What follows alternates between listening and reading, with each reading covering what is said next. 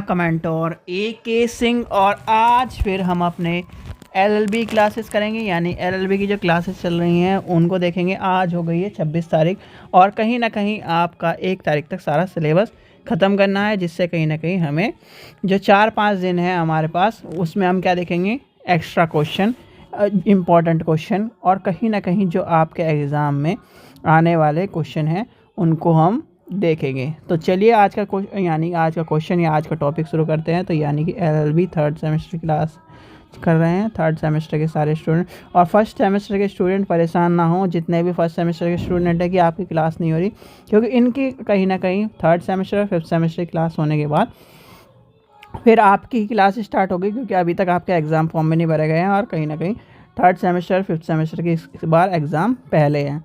तो समय व्यर्थ न करते चलिए आज का टॉपिक देखते हैं। तो सबसे पहले क्या करना, वीडियो को लाइक करना, चैनल को सब्सक्राइब करना, वीडियो को ज़्यादा से शेयर करना। और आज का जो टॉपिक है या फिर आज का क्वेश्चन है वो है अंतर्राष्ट्रीय विधि के स्रोतों के उदाहरण सहित विस्तृत यानी कि विस्तार पूर्वक आपको व्याख्या करनी है।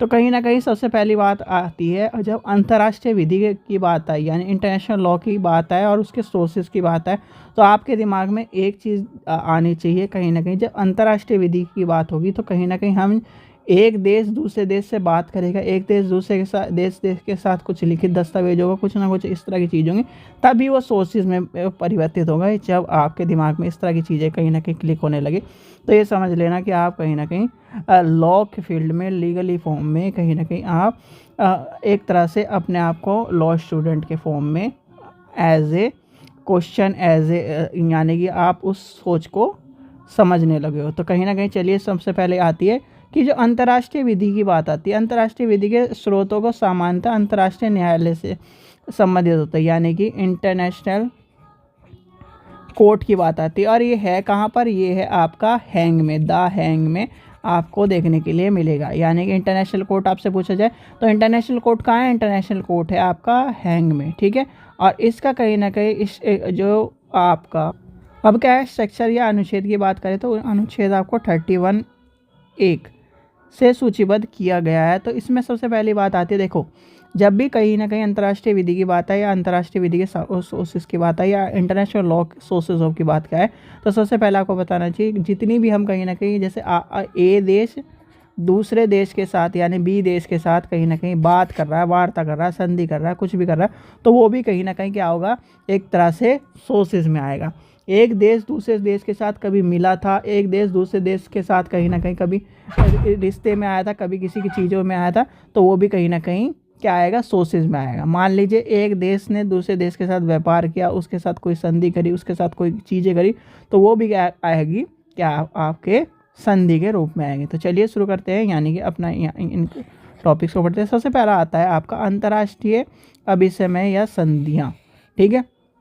जितनी भी ट्रीटीज़ होती है भाई, ये क्या करती है, एक लिखित समझौता होती है जिसमें कहीं ना कहीं या विधि निर्माण का एक तरह से एक कहीं ना कहीं संधि क्या होती है, एक तरह का कॉन्ट्रैक्ट होता है, ट्रीटी कॉन्ट्रैक्ट होता है, जिसमें कहीं ना कहीं बताता है कि ये नियम, यानी कि 1 नंबर 2 नंबर 3 नंबर ये सारे नियम मैं फॉलो करूँगा, आप मेरे ये नियम फॉलो करोगे, और दोनों देश उसकी संधि को क्या करते हैं, साइन करते हैं। यानी कि ए संधि जो करी हुई है और बी संधि जो करी हुई है वो कहीं ना कहीं एक कॉपी, जैसे ऐसा होता है, वैसे इतनी डिटेल में आपको समझने की जरूरत नहीं। जैसे मान ले अगर मैंने और आपने कोई संधि करी, तो आप क्या करते हो, मेरा डॉक्यूमेंट अपने पास रख लेते हो और अपना डॉक्यूमेंट एक कॉपी में आपके पास रख लूँगा। ऐसे ही होता है कि नहीं होता, ऐसे इंटरनेशनल कहीं ना कहीं आपके होता है कहीं ना कहीं संधियों में। तो संधि आपकी सबसे पहला क्या होता है, एक तरह से अंतर्राष्ट्रीय विधि का सोर्स है।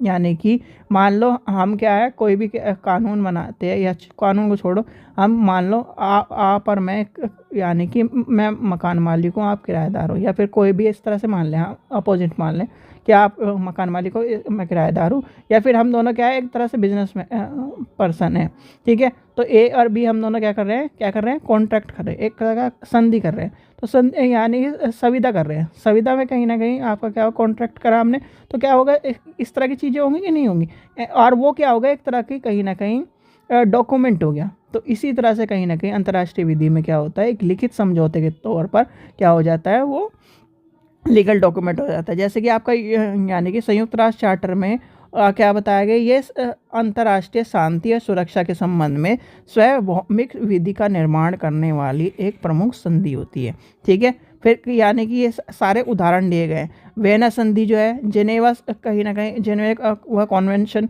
आपका 1949, ये क्या है, एक तरह की संधि है। ये तीनों संधि क्या है, अंतर्राष्ट्रीय विधि की संधि के अंतर्गत आती है।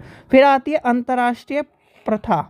जितनी भी कहीं ना कहीं अंतर्राष्ट्रीय प्रथा है, यानी अंतर्राष्ट्रीय प्रथा से तात्पर्य ऐसी अभ्यास से है जिसमें कहीं ना कहीं राज्य द्वारा, या फिर राज्य मतलब यहाँ पर क्या है, राज्यों का मतलब होता है देश, देशों द्वारा कानून के रूप में स्वीकृत किया गया है। और अंतर्राष्ट्रीय प्रथा दो आवश्यक तत्वों पर चलती है, एक राज्य का अभ्यास और वो कहीं ना कहीं आपका यानी ओपिनियो जूरस के अनुसार ये विश्वास करते हैं कि अभ्यास कानून दायित्व के कारण ही होता है और ना कि केवल शिष्टाचार, या कहीं ना कहीं शिष्टाचार का मतलब क्या है, एक तरह से जैसे आपका कहीं ना कहीं उसमें कि हम उस चीज़ को मानते हैं या शिष्टाचार करते हैं, उस तरह के अनुसार नहीं। प्रथा का मतलब ये है कि कहीं ना कहीं राज्य क्या करता है, कानून को स्वीकार करता है, कानून यानी कि राज्य के द्वारा जो कानून बने हैं उनको स्वीकार करने की बात करता है। इसमें आपका आ जाएगा जैसे कि आपका मान लीजिए एक लंबे समय से चल रही आ रही प्रथा को लेके चलें, जैसे कि कोई पुराने टाइम पे प्रथा थी, या फिर आपके मान के चले एक, हाँ यहाँ पे कानून लेके 12 मील वाला कानून ले लिया हमने, वो भी क्या है, एक तरह की प्रथाओं के थ्रू से कि हमारा इतना एरिया पानी का होना चाहिए, इतना एरिया पानी का होना चाहिए, उस तरह की प्रथाओं से ही कहीं ना कहीं वो डेवलप हुई भी कहीं ना कहीं कानून के रूप में माना जाता है। फिर आता है सभ्य राष्ट्रों और मान्यता प्राप्त विधि के सामान्य सिद्धांत, यानी कहीं ना कहीं जनरल प्रिंसिपल ऑफ लॉ जो होते हैं, जो कहीं ना कहीं सिविलाइज नेशन के अनुसार होते हैं। तो उसमें क्या होता है, एक ऐसा बुनियादी कानून के सिद्धांत होते हैं जो सभी राष्ट्रों के कानूनी प्रणाली और सामान्य रूप से पाए जाते हैं। जो कहीं मान लीजिए, जैसे कि मान लीजिए एक कानून बना दिया, मानव अधिकार कानून बना दिया, तो मानव अधिकार कानून क्या है, पूरे कहीं ना कहीं कंट्रीज़ में चलता है, सभी कानून कंट्रीज़ में। फिर एक कानून आपका आ जाता है कि सभी देश क्या करेंगे, एक दूसरे के साथ मिलजुल के रहेंगे। न्यूक्लियर अटैक की बात आती है, जो कहीं ना कहीं जिससे कहीं ना कहीं पर्यावरण को हानि ना पहुंचे। इस तरह के कानून कहीं ना कहीं सिटीजनशिप के लिए और जनरल कहीं ना कहीं माने हो जाते हैं कि जो देश के लिए, एक राष्ट्र के लिए, एक कहीं ना कहीं, और वो क्या करता है, कहीं ना कहीं आपके पूरे देश में चलता है। अब अच्छा, एक चीज़ आपने देखी होगी कि यह क्या है, कानून है कि कानून ये है कि कहीं ना कहीं अगर इमरजेंसी कहीं ना कहीं लैंडिंग की बात आए या फिर इस तरह की चीज़ आए, तो आपके सिटीजनशिप और कहीं ना कहीं नेशन तक की, यानी सभ्य राष्ट्र की बात आती है, तो उसमें भी आपका इस तरह कानून यूज़ होते हैं। तो कानूनों की अगर हम एक तरह से बात करें तो बहुत सारे कानून आएंगे, बस समझने की बात है आपको। यानी कि ये क्या करते हैं, एक बुनियादी कानून सिद्धांत है जो प्रमुख राष्ट्रीय कानून प्रणाली से सामान्य रूप में पाए जाते हैं और जिसका उपयोग राष्ट्र यानी कि राष्ट्रीय स्तर पर कानूनी शून्यता को भरने के लिए किया जाता है, यानी कि उसके गैप को भरने के लिए किया जाता है। सभ्य राष्ट्र यानी सभ्य का सिद्धांत क्या है, यानी कि प्रिंसिपल ऑफ गुड फेथ की बात करें तो कहीं ना कहीं इसका अर्थ है कि राज्यों को अपने समझौते या संधियों को ईमानदारी से पालन करना। मान लीजिए अब कहने लगे, अब आपने क्या देखा था, यानी कि आपने भारत चीन की समझौते वाली कहानी सुनी थी, ठीक है। अब वो क्या हुआ, कहीं ना कहीं धोखा देने वाली बात आई, हिंदी चीनी भाई भाई वाली कहानी थी। अब उन्होंने क्या कर दिया, ईमानदारी से अपने चीज़ को नहीं अपनाया, वो क्या कर दिया, उसका उल्लंघन कर दिया। पाकिस्तान के साथ आपने देखा इस तरह का उल्लंघन कर दिया। तो ये क्या है, कहीं ना कहीं संधियों का कहीं ना कहीं अनादर हुआ, उसका क्या हो गया, ईमानदारी से पालन नहीं किया। तो ये आपका क्या है, गुड फेथ नहीं हो या बैड फेथ में आपका चला जाएगा। तो ये भी आपका कहीं ना कहीं पता होना चाहिए जब हम अंतर्राष्ट्रीय स्तर पर क्या है, सोर्सेज क्या बात है, और सोर्सेज में ये सारी चीज़ें आपको देखने में। दायित्व का निर्वाह करना, न्यायिक निश्चितता की बात करना, ठीक है। तो ये आपको क्या हो जाएगा, यानी एक बार न्यायालय द्वारा अंतिम रूप से तय किया जाना या मान लेना कि फिर से नहीं इस चीज़ को रखा जाएगा, इस चीज़ को लेके जाया जाएगा। अंतर्राष्ट्रीय दायित्व को उल्लंघन करने के लिए क्षतिपूर्ति या भरपाई करना। अब क्षतिपूर्ति या भरपाई करने की बात आती, फिर आता है सहायक स्रोत, यानी कि सहायक स्रोत में क्या है, यह मुख्य रूप से नियम निर्धारण करने के सहायक साधन के रूप में पाए जाते हैं या ना कि स्वयं विधि के प्रथम स्रोत के रूप में। यानी कि प्राइमरी सोर्स नहीं है, ये सेकेंडरी सोर्सेज के रूप में आपको देखने को मिलता है या एडिशनल सोर्सेज के रूप में देखने को मिलता है। यानी कि मान लीजिए कि मानव अधिकार का भी एक पार्ट के रूप में भी सब पार्ट इस तरह से, यानी कि इस अदर पार्ट के रूप में मिल रहा है। तो ये आपका क्या हो गया, सहायक सो, यानी कि सहायक तरह से उसे यूज़ कर रहे हैं। आपने कह दिया जी कि ये सहायक किताब है, यानी देखा होगा कि रिफ्रेशर है, तो रिफ्रेशर के तौर में सहायक होगी ना वो, तो ओरिजिनल किताब तो नहीं है, यानी कि एनसीईआरटी क्या ओरिजिनल किताब होगी, ठीक है, मान लो, और उसकी क्या होगी, एक सहायक बुक हो गई, तो वो हो गया। इसी तरह से हमारा क्या है, मेन कानून नहीं है, ये सहायक कानून है, यानी कि सहायक क्या है, कानून के रूप में मिलेगा। तो ये आपको सारे पॉइंट याद कर लेने। मेन देखो, सबसे पहला क्या हो जाएगा, सबसे पहला आपका आ जाएगा यानी कि अंतर्राष्ट्रीय संधि। संधि के बाद क्या आ जाएगा, फिर आपका आ जाएगा प्रथा।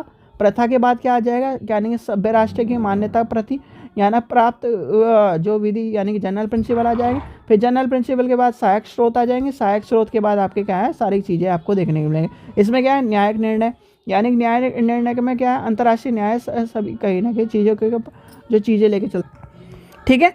तो कहीं ना कहीं सबसे पहली बात आपको पता होनी चाहिए, जब अंतर्राष्ट्रीय विधि की बात करेंगे, अंतर्राष्ट्रीय विधि में अंतर्राष्ट्रीय स्तर पर हम 2 देशों की बात कर रहे हैं, यानी कि सिंगल देश कभी भी अंतर्राष्ट्रीय विधि के अंतर्गत आपको नहीं देखने के लिए मिलेगा।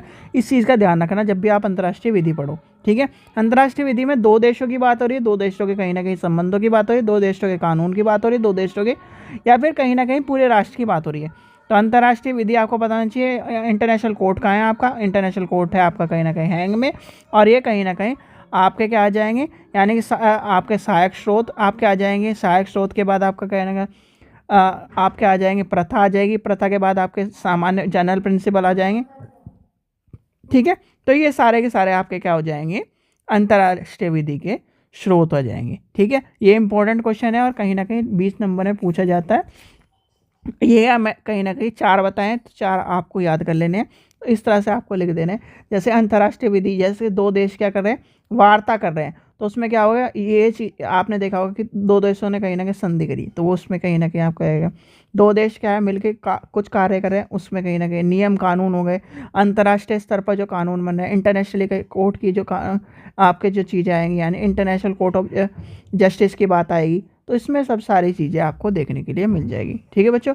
चलिए, आशा करता हूँ आपको वीडियो पसंद आए। वीडियो पसंद आए तो लाइक करें, चैनल को सब्सक्राइब करें, वीडियो को ज़्यादा शेयर करें। Thank you.